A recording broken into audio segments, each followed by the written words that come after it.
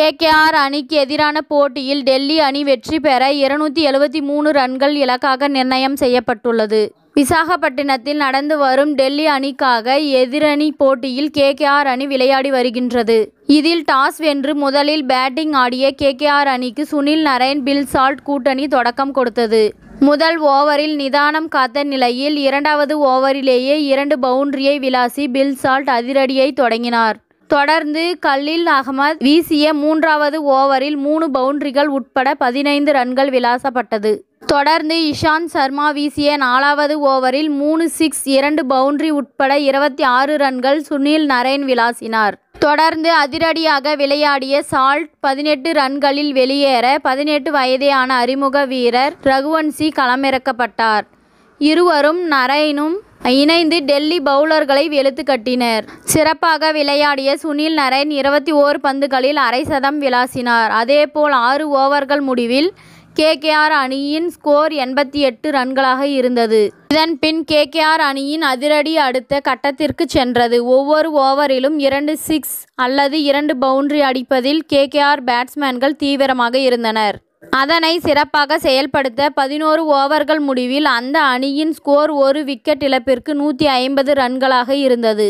தொடர்ந்து அதிரடியாக விளையாடிய சுனில் நரைன் சதம் அடிப்பார் என்று எதிர்பார்க்கப்பட்ட நிலையில் 39 பந்துகளில் 7 சிக்ஸ், 7 பவுண்டரி உட்பட 85 ரன்கள் எடுத்து ஆட்டமிழந்தார்.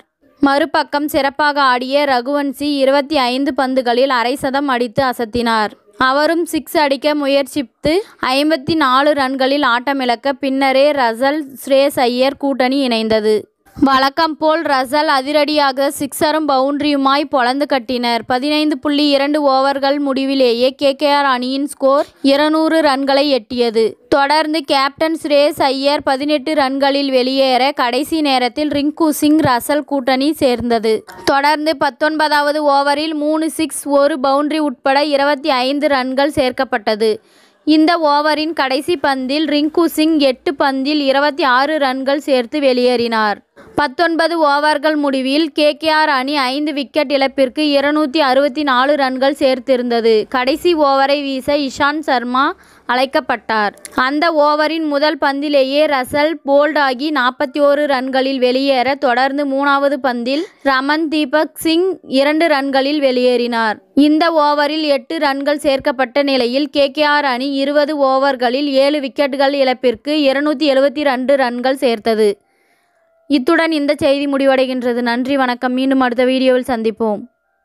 மேலும் இது போன்ற சுவாரஸ்யமான தகவல்களை அறிய தமிழ் சிறை சேனலை சப்ஸ்கிரைப் பண்ணுங்க, ஷேர் பண்ணுங்க, லைக் பண்ணுங்க மற்றும் கமெண்ட் பண்ணுங்க.